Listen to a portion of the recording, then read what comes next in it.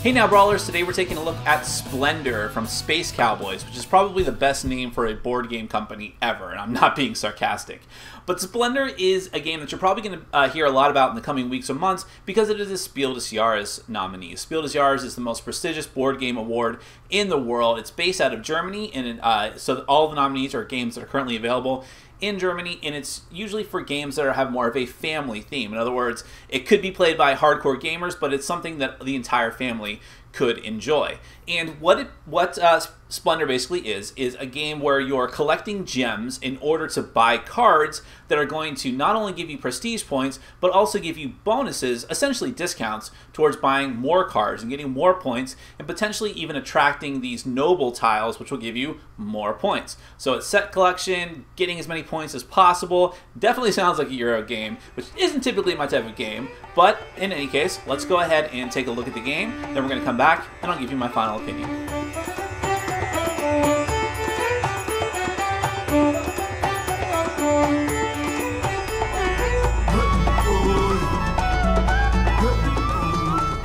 Okay, I'm just going to give you a brief overview of Splendor. This is a game that is all about point collecting and set collecting. You're trying to gather different types of gems which are going to enable you to purchase development cards and attract the attention of noble tiles, which are going to be hopefully worth prestige points for victory at the end of the game. The end of the game is triggered when one player acquires 15 prestige points. Now, each turn, each player has one action available, and you have 4 different actions to choose from. You can just take 3 gems of 3 different colors, so you can take a blue, a red, and a green, or whatever combination you want, but each of those 3 gems has to be different. Instead, you could also choose to take 2 gems of the same color, but you can only take that option, that action, if there are at least 4 gems remaining in the stack. This gets harder to do with 2 or 3 players because you actually have less gems in each of these stacks, and there's also less noble tiles as well. This setup assumes a 4-player game. The third type of action you can take is to reserve a development card. All these cards that are out here are development cards. You have levels 1s, levels 2s, and levels 3s with the appropriate stacks. You'll always make sure that these are filled up, so if a card gets reserved or built, you'll replace it immediately from one of the stacks. And if you reserve a card, you're simply going to take one that you like, just to make sure that none of your opponents can build it before you do, and put it into your hands. And at the same time, you take one of the gold gem tokens, which count as a wild, and you can use it in place of any other type of gem color that you want.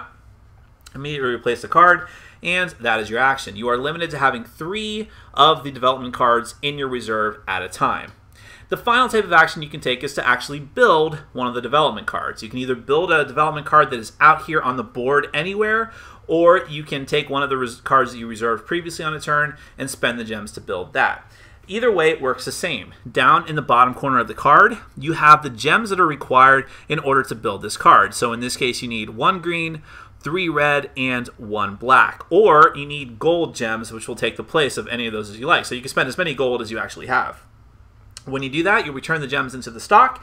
You'll take the card and put it face up in front of you so all the other players can see it. If you build multiple cards, you should stack them together so that, especially if they're of the same type of gem bonus, so that the other players can see how many you have of each type of bonus. And that's what this is up in the corner. This is going to be a bonus of this particular type of gem towards future purposes. So if I built this black card that gives me a bonus on the black gem, then whenever I build any card like this that requires black gems, I can immediately shave one off. I get an immediate +1 bonus always. If I have multiple blacks, let's say I had 3, then I don't have to pay any black gemstones for this.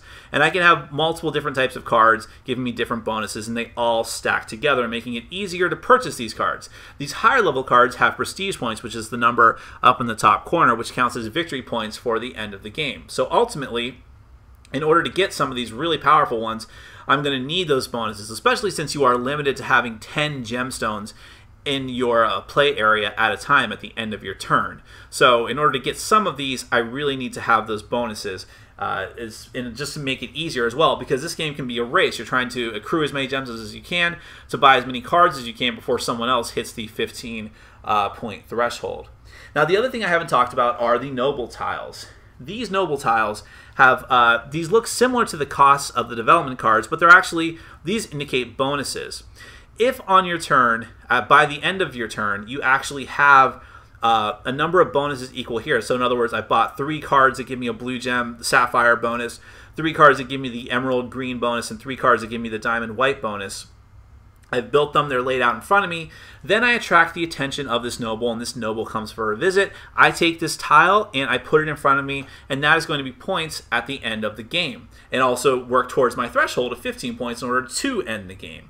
Now the problem is, you might have a really epic few turns and accrue a bunch of different bonuses, but and qualify for a bunch of tiles in the same turn, but you can only take 1 noble tile per turn. So you need to either you need to make a really wise choice as to which one of those tiles is going to be most beneficial for you to have, and hope that one of your opponents doesn't take the other one, or 2 before it comes back around to you. So selectively choosing which one you think your opponents are not going to be able to take from you, and hoping it's still there when he comes back around to your turn. And that's really the game. I mean, you're trying to just be as efficient as you can with your money, your gems, in order to buy cards, get bonuses towards buying more powerful cards that are worth more points, trying to get as many bonuses as you can to attract the attention of the nobles, and trying to be the first person to reach 15 points. That's Splendor. After playing Splendor a few times, I can definitely see why it's nominated for the Spiel des Jahres, because this is definitely a family-oriented game in the sense that it's very easy to learn. I mean, I had no knowledge of the rules whatsoever when we started playing the game, and only a cursory knowledge of what the game was even supposed to be about, just collecting gems, but didn't know anything beyond that. None of the players that I played with did. But nevertheless, we were up and running in 5 minutes. It was just so simple. It's very easy to know what you're allowed to do, what you can do on your turn, what your goal is. You know, the rules are very well written, very simple. I mean, it's 4 pages of rules, you know, front and back. So we just got straight to it, very clear cut, no ambiguity. And it's, you know, I can easily see why this would be considered a family game, because my definition of a family game isn't necessarily a very simplistic game, but it's a game that is easy enough to teach to anybody coming from different age groups, different preferences as far as gaming, people that have never gamed before, people who have no interest in gaming, people who are hardcore gamers. This is the type of game that all of those types of groups can find something to enjoy with, which leads me to my basic thought is that I really enjoyed this game. It was surprising how much I enjoyed it, given that, like I said in my intro, typically these sort of like set collecting, sort of abstract gem collecting, trying to just escalate and get more and more points, those types of games don't typically appeal to me. But because Splendor was so fast-paced, so simple, I mean, it just really hit that sweet spot for me. Let's talk about the components. Components are awesome. I mean, there's not a ton of them. There's a lot of empty space in that box if you don't count the insert.